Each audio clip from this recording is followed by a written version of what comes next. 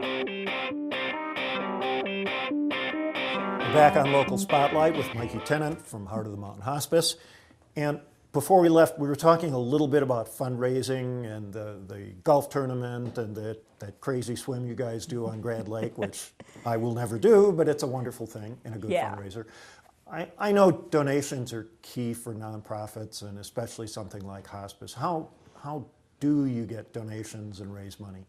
Well, like we said before, through the events that we put on and personal donations, people wanting to send donations in remembrance of someone. Right. And we also get a lot of really good support here in our own county, from our county commissioners, from our local towns.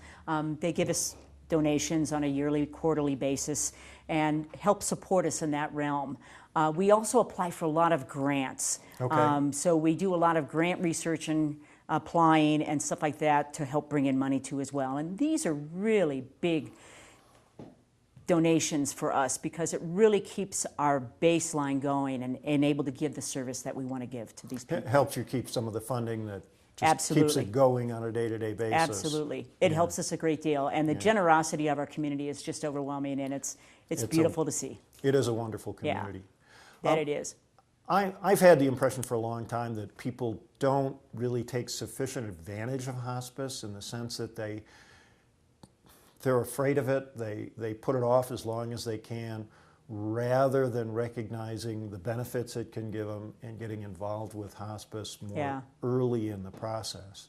Is that what you find as well? And I think a lot of people have a fear of hospice, and it's understandable because hospice is associated with dying. Absolutely. And what's interesting about that is that the sooner you get admitted into hospice, what they have found is the longer that you will live. So that is a fascinating statistic on a national basis. And so the sooner you get into hospice care, it seems like the longer that you do live with that kind of care. And again, I think it's just the love, the compassion, and the caring, and the working with the family and making everything whole and making everything about the patient and putting them first is really what makes that work. And I think that's why we extend life and make a better life for these people who have had to make this decision. I think also the environment that they're in helps. That Absolutely. Especially in this county where we don't have a facility, there's no building, you wind up working with people in their homes. And I think people are just happier, they're more comfortable, they enjoy the time they've got more. Oh, yeah. And in a fuller fashion when they're in their own homes and the people that they love are in their familiar surroundings with them. I agree 100% with that. Thanks so much for coming in, Mikee. We'll My get pleasure. information up to volunteer or to donate money.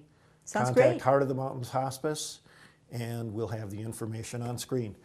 Thanks so much. We've been here today with Mikee Tennant from Heart of the Mountain Hospice. I'm Jerry Nissen. Stay tuned.